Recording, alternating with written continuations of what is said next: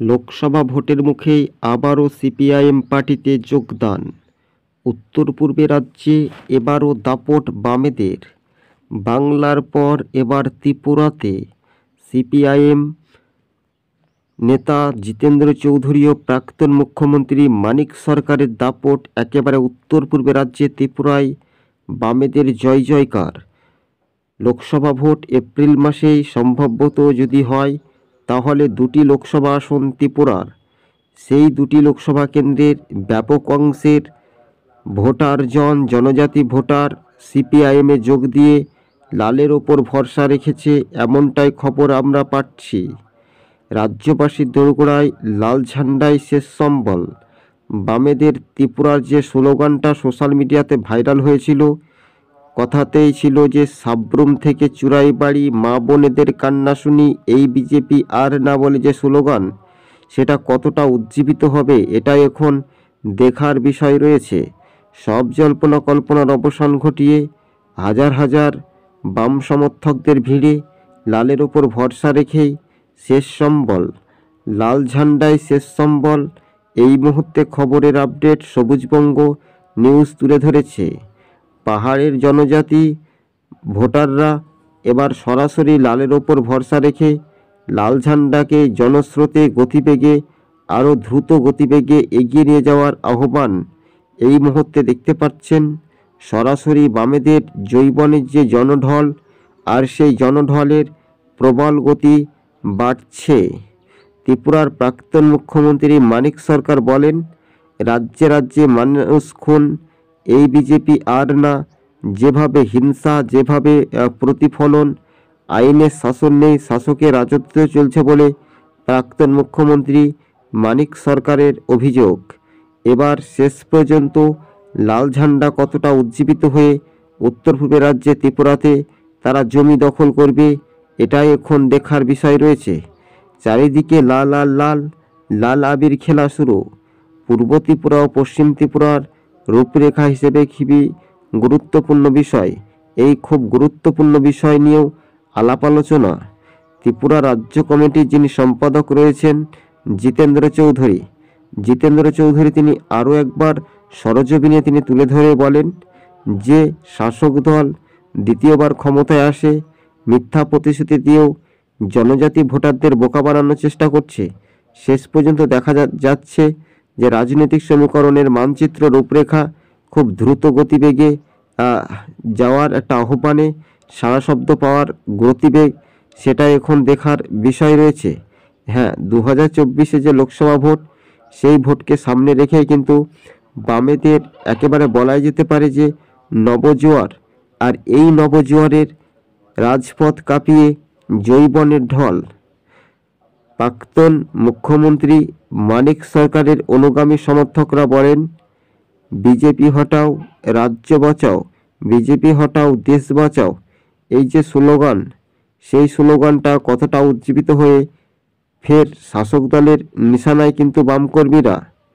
পাহাড় যার ক্ষমতা তার, বিধানসভা নির্বাচনে নিরিখে দেখা যায় যে বিরোধী ভোট ভাগাভাগিতে শাসক দল হিসেবে বিজেপি ক্ষমতায় আসে। তবে হ্যাঁ, রাজনৈতিক সমীকরণের মানচিত্র রূপরেখা একেবারে বদলে যেতে পারে বলে এমনটাই খবরের আপডেট সবুজবঙ্গ নিউজ তুলে ধরেছে। এই মুহূর্তে সবচাইতে বড় খবর, বিগ ব্রেকিং নিউজ, উত্তর পূর্বে রাজ্যে ত্রিপুরাতে বামেদের বিশাল জমায়েত, আর এই জমায়েতের জনস্রোত একেবারে জনঢল দলীয় কর্মীদের মাঝে। রাজ্যবাসীর দোরগোড়ায় বামেদের বিপুল সংখ্যা মানুষজন কিন্তু লালের ওপর ভরসা একেবারে দেখা যাচ্ছে। হ্যাঁ, লাল ঝান্ডায় শেষ সম্বল বা লাল ঝান্ডার গতিবেগ, দ্রুত গতিবেগে কিন্তু যাওয়ার একটা আহ্বানে রাজনৈতিক সমীকরণের মানচিত্র, সেটা এখন দেখার বিষয় রয়েছে। এই মুহূর্তে সবচাইতে বড় খবর, বিগ ব্রেকিং নিউজ, উত্তর পূর্বে রাজ্যে ত্রিপুরাতে বামেদের জমায়েত, আর সেই জমায়েতে এবার লোকসভা ভোটকে সামনে রেখেই ত্রিপুরা রাজ্য কমিটির সম্পাদক জিতেন্দ্র চৌধুরী তিনি নির্বাচনীয় সময়সীমাটা কাজে লাগিয়ে এবার গতিবেগ সেটা নিয়ে যাওয়ার একটা আহ্বান, সেটাই দেখার একটা বিষয় রয়েছে। 2024 যে লোকসভা ভোট, উত্তর পূর্বে রাজ্যের যদি ভোটার লোক বসবাস করেন প্রায় 40 থেকে 42 লক্ষ লোক। এই মুহূর্তে রাজনৈতিক সমীকরণের মানচিত্র রূপরেখা দ্রুত গতিবেগে বামেদের দিকে একটা এগিয়ে যাওয়ার সম্ভাবনা বেশি রয়েছে। 2024-এর যে লোকসভা ভোটকে সামনে রেখেই বামেদের যে রাজনৈতিক সমীকরণের মানচিত্র সেটা এখন দেখার বিষয়। 2024-এ যে লোকসভা ভোটটা একেবারে আবহাওয়া চেঞ্জ না পরিবর্তন না প্রত্যাবর্তন হবে। উত্তর পূর্বের রাজ্যে ত্রিপুরাতে এবার লাল ঝান্ডার বাজিমাত। বিজেপি শাসিত রাজ্যে এবার লাল ঝড় বলা যেতে পারে। বিজেপি শাসিত রাজ্যে লাল ঝান্ডায় উঠল। রাজ্যের প্রাক্তন মুখ্যমন্ত্রী মানিক সরকার ত্রিপুরার খুবই গুরুত্বপূর্ণ বিষয় নিয়ে তিনি তুলে ধরেন। এদিকে পশ্চিমবঙ্গে একাধিক সিপিআইএম নেতৃত্ব মোহাম্মদ সেলিম, সুজন চক্রবর্তীরা ত্রিপুরার গণতন্ত্র নিয়েও বিজেপির বিরুদ্ধে কড়া সমালোচনা এবং রাজ্যের তৃণমূলের বিরুদ্ধে তীব্র কড়া সমালোচনা করেন। এই মুহূর্তে সবচাইতে বড় খবর, বিগ ব্রেকিং নিউজ। রাজ্য রাজনীতিতে বিষয়টা খুবই গুরুত্বপূর্ণ, দেখার বিষয় রয়েছে। স্বাভাবিকভাবে রাজনৈতিক সমীকরণের মানচিত্র রূপরেখা জিতেন্দ্র চৌধুরী জনজাতি এলাকার ভোটার বা জনজাতি এলাকার মানুষজনদের যদি ঠিকমতো গুছিয়ে বামেদের ঘরে ফিরিয়ে আনতে পারে তাহলে বামেদের লোকসভা আসনে জয় কিন্তু এক প্রকার নিশ্চিত বিজেপি শাসিত রাজ্যে বলাই যেতে পারে। বিজেপি শাসিত রাজ্যে লাল ঝান্ডার যে জনস্রোত, সেই জনস্রোতেই রাজ্যবাসীর দোরগোড়ায় বামেদের যে গতিবেগ সেটাই এখন দেখার বিষয় রয়েছে। উত্তর পূর্বের রাজ্যে ত্রিপুরাতে বামেদের জয় জয়কার, সেই জয়টা কি কাজে লাগাতে পারবে বামপন্থীরা?